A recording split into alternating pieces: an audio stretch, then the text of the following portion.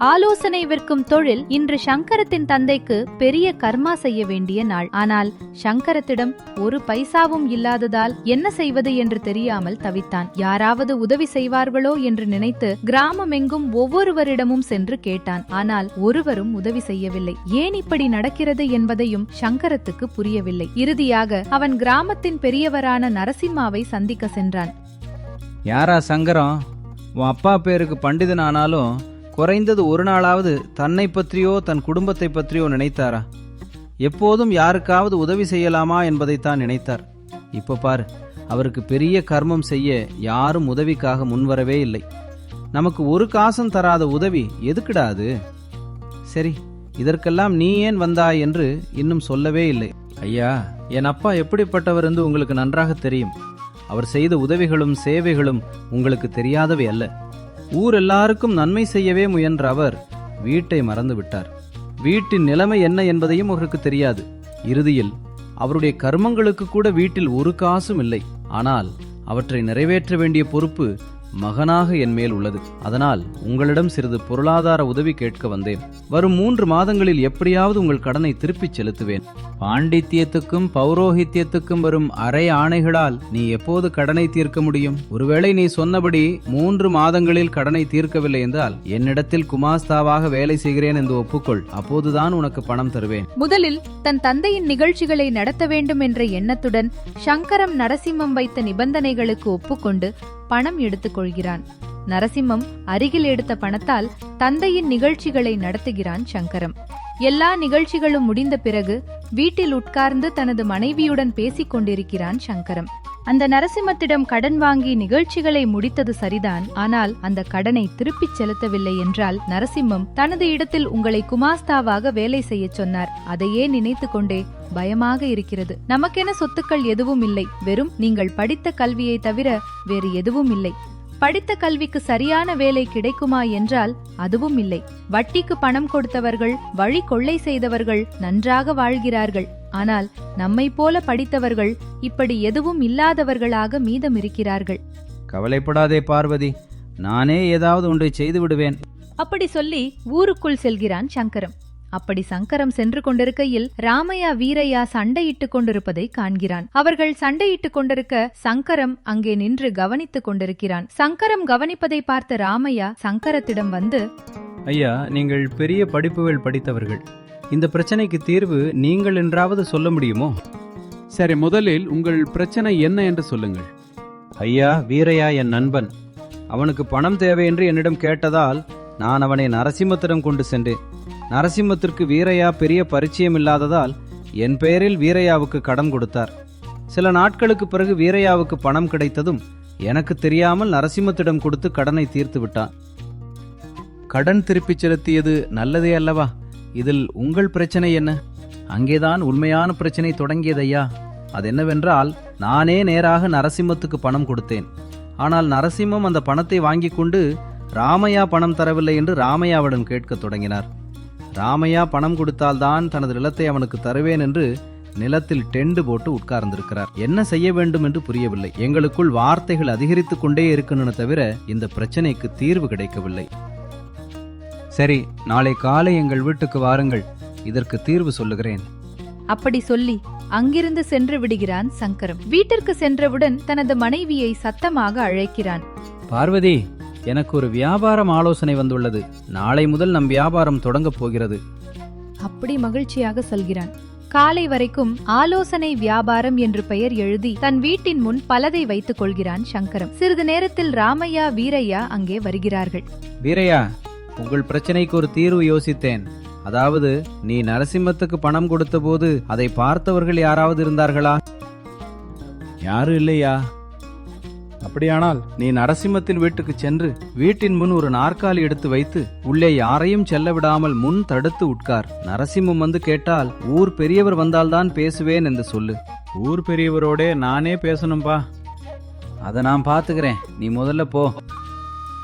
அப்படின்னு சொன்ன உடனே சங்கரம் சொன்னது போலவே வீரையா போய் நரசிம்மம் வீட்டின் முன் ஒரு நாற்காலி வைத்து உட்கார்ந்து யாரையும் உள்ளே விடாமல் தடுத்துக் கொள்கிறான். அது தெரிந்த நரசிம்மம் வந்து வீரையாவை கண்டித்த போது ஊர் பெரியவரை கொண்டு வந்தால்தான் பேசுவேன் என்று சொல்கிறான். நரசிம்மம் உடனே ஊர் பெரியவரிடம் செல்கிறான். இப்படி நடந்து கொண்டிருக்கையில் சங்கரம் ராமையாவின் காதில் ஏதோ சொல்லி அனுப்புகிறான். ஊர் பெரியவர் நரசிம்மம் வீட்டுக்கு வந்த சமயத்தில் ராமையாவும் அங்கே வந்து சேருகிறான். வீரையா, என்ன இது நீ செய்யற வேலை? அவர்களோட வீட்டுக்குள்ளே அவர்களையே போக விடாமல் உன் இந்த அட்டூரியம் என்ன? அப்படி சொன்னதும் வீரையா நடந்ததெல்லாம் சொல்லுகிறான். நீ நரசிம்மத்துக்கு பணம் கொடுத்ததாக சொல்ல என்ன சாட்சி இருக்கிறது சொல்லு. ஐயா, நானே சாட்சி. என் முன்னாடியே வீரையா நரசிம்மத்துக்கு 10,000 ரூபாய் கொடுத்ததை நான் பார்த்தேன். 10,000-ஆ? இது அநியாயம், பொய். வீரையா எனக்கு கொடுத்தது 1000 ரூபாய் மட்டும்தான்.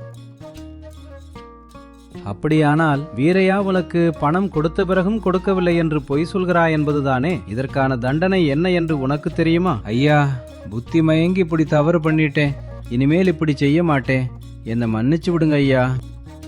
அப்படி ஊர் பெரியவரிடம் மன்னிப்பு கேட்டு பிரார்த்திக்கிறான் சிங்கம். வீரையா ராமையா சேர்ந்து செய்த காரியம் பார்த்து ஊர் பெரியவருக்கு ஆச்சரியம் ஏற்படுகிறது. தங்கள் பணி பார்த்து கொண்டிருப்பவர்களுக்கு நரசிம்மம் வந்து வயலில் உட்கார்ந்தாலும் அவர்கள் சிந்தனை முழுக்க உழைத்து பெற்ற பயிர் மீதே இருக்கும். இப்படி தைரியமாக நரசிம்மம் வீட்டுக்கு வந்து தீங்கு செய்ய நினைக்க மாட்டார்கள். இதற்கு பின்னால் யாரோ ஒருவர் இருக்கிறார். அப்படி சிந்தித்து ராமையாவையும் வீரையாவையும் அழைத்து விசாரிக்கிறார் ஊர் பெரியவர். இவர்கள் இப்படி செய்ததற்கு காரணம் சங்கரம்தான் என்று இருவரும் சொல்கிறார்கள். உடனே ஊர் பெரியவர் சங்கரம் இருக்கும் இடத்துக்கு புறப்படுகிறார். வலே கெட்டிக்காரண்டா சங்கரம். ஊர் எல்லாரையும் வட்டியால் நடுங்க வைத்த நரசிம்மத்துக்கு 3 குளம் தண்ணீர் குடிக்க வைத்துட்டே. உன் புத்தி அபாரண்டா. என் புத்திதான் என் தொழில் ஐயா. இந்த ஆலோசனை அவர்களுக்கு கொடுத்ததற்காக இருவரிடமும் 2 ரூபாய் வாங்கினேன். இன்று முதல் இதுதான் என் தொழில். அப்படி என்று சொல்கிறான். உனக்கு புத்தி இருந்தா எப்படியாவது வாழ முடியும் என்று நிரூபிச்சிட்டே. இன்று நீ கொடுத்த ஆலோசனை காரணமாக என் பிரச்சனை தீர்க்க எளிதாயிடுச்சு. ஊர் பெரியவராக என் முன்னால் தினமும் இப்படி பல பிரச்சனைகள் வரும். நீ உன் ஆலோசனைகளை எனக்கு விற்கிறாயா? ஐயோ, கண்டிப்பா கொடுப்பேன் ஐயா. அப்படின்னு சொல்கிறான் சங்கரம். அந்த நாள் முதல் ஊர் பெரியவருக்கு ஆலோசனை கொடுப்பதோடு மட்டுமல்லாமல் ஊரில் யாருக்காவது பிரச்சனை வந்தாலும் அவர்களுக்கு தகுந்த ஆலோசனைகள் கொடுத்து அவர்களிடமிருந்து கொஞ்சம் பணம் வாங்கி கொண்டு இருப்பான் சங்கரம். அப்படி சில நாட்களிலேயே நரசிம்மத்துக்கு கொடுக்க வேண்டிய பணத்தை சம்பாதித்து அவனுக்கு கொடுத்து விடுகிறான். பிறகு தனது ஆலோசனை வியாபாரத்தை சரியாக நடத்தி கொண்டு குடும்பத்தை சந்தோஷமாக பார்த்து கொண்டு வாழ்கிறான் சங்கரம். ஹாய் ஃப்ரெண்ட்ஸ், இன்னைக்கு நம்ம பார்க்க போகிற ஸ்டோரி மாய நதி. ஜெகநாதபுர கிராமத்தில் மக்கள் எல்லாரும் அவங்களுக்கு தெரிஞ்ச வேலைகளை பார்த்து வாழ்ந்துட்டு வந்தாங்க. அடே, நம்ம ஊருக்கு வந்தது ஒரு திருட்டு பாபாடா, உண்மையான பாபாலாம் கிடையாது. இன்று இரவு நம்ம கோயிலில் இருக்கிற தங்கத்தை வாட்டிய போகலாம் இருக்கிறது எனக்கு தெரிய வந்தது. அந்த ஒரு தப்பு நடக்கிறதுக்கு முன்னாடியே நம்ம எல்லாரும் சேர்ந்து நம்மளோட கோயிலை காப்பாத்திக்கலாம் வாங்க.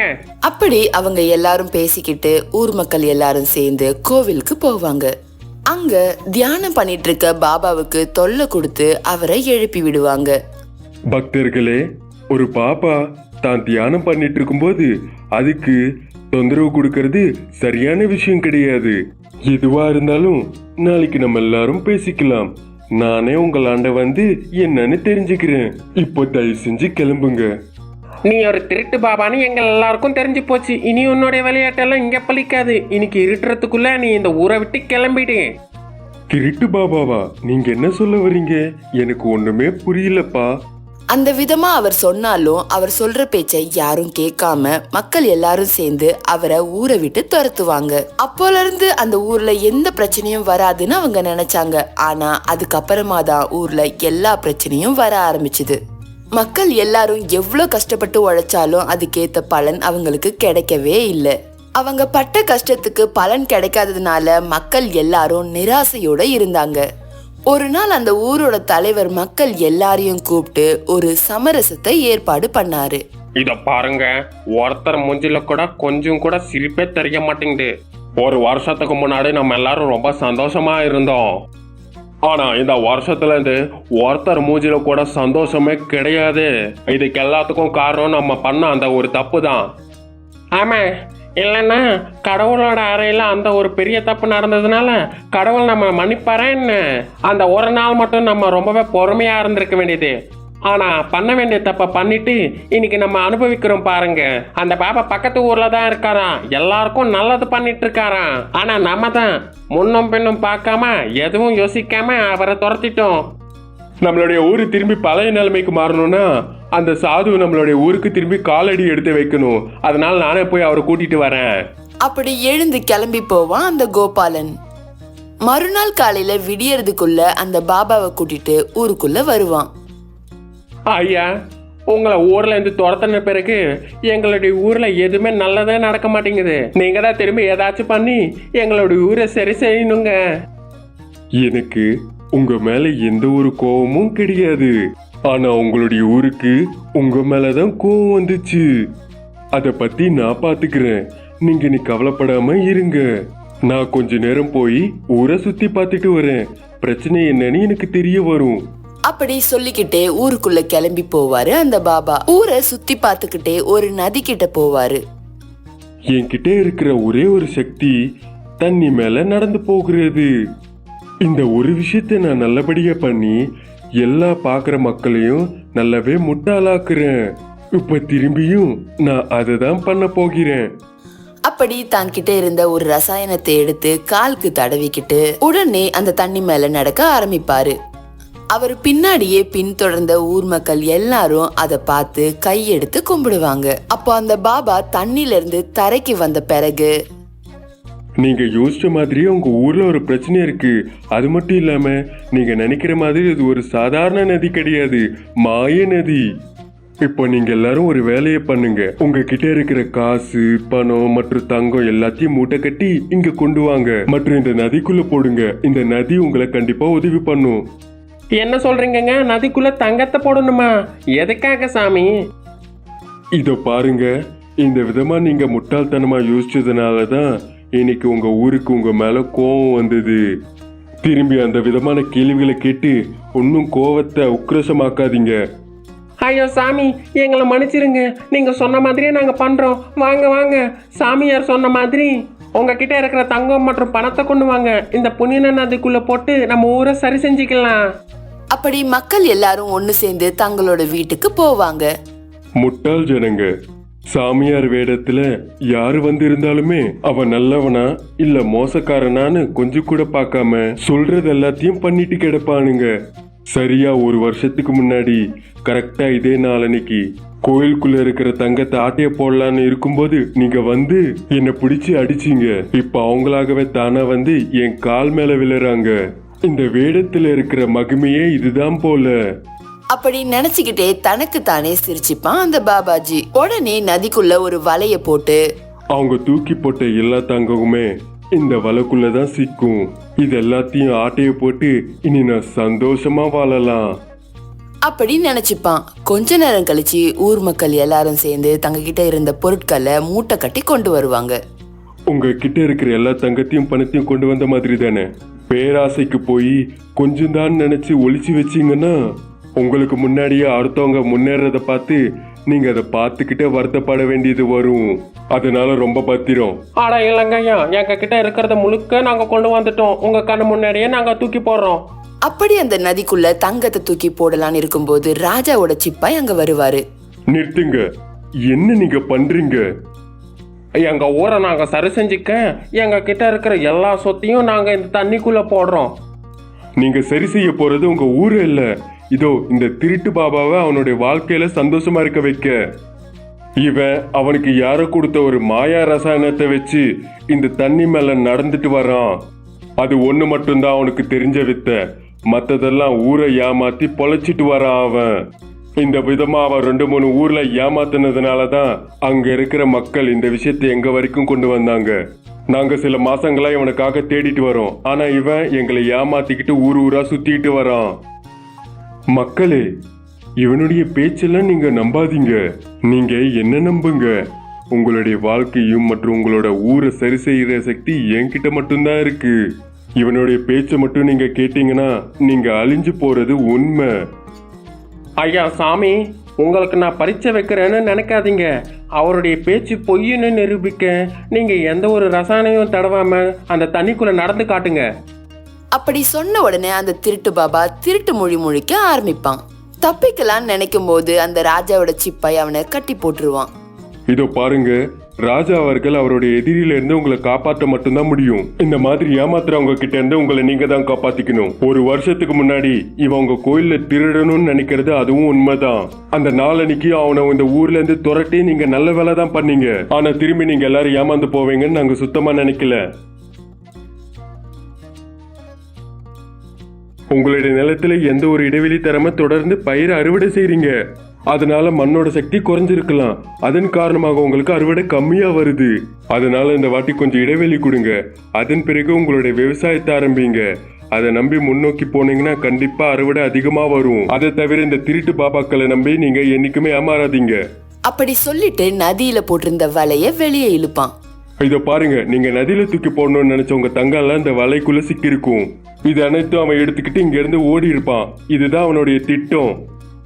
இனிமேட்டும் நீங்க இந்த மாதிரி ஆட்களை நம்புவீங்கன்னா இனி உங்களை யாராலையும் திருத்த முடியாது.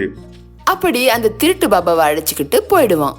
அன்னில இருந்து அந்த கிராம மக்கள் கஷ்டப்பட்டு வேலை பார்த்து அவங்க வாழ்க்கையில எந்த பிரச்சனை வந்தாலும் அதை ராஜா கிட்ட போய் சொல்லி அந்த பிரச்சனைக்கான தீர்வை தேடிப்பாங்க. அது மட்டும் இல்லாம மக்கள் யாரும் மத்தவங்க யாரையும் கண்மூடித்தனமா நம்பாம ஒருத்தர் அவங்கவுங்கள நம்பி வாழ்ந்துட்டு வந்தாங்க. இந்த ஸ்டோரி மாயநதி உங்களுக்கு பிடிச்சிருந்ததுன்னா லைக் பண்ணுங்க, ஷேர் பண்ணுங்க, சப்ஸ்கிரைப் பண்ணுங்க. தேங்க்ஸ் ஃபார் வாட்சிங்.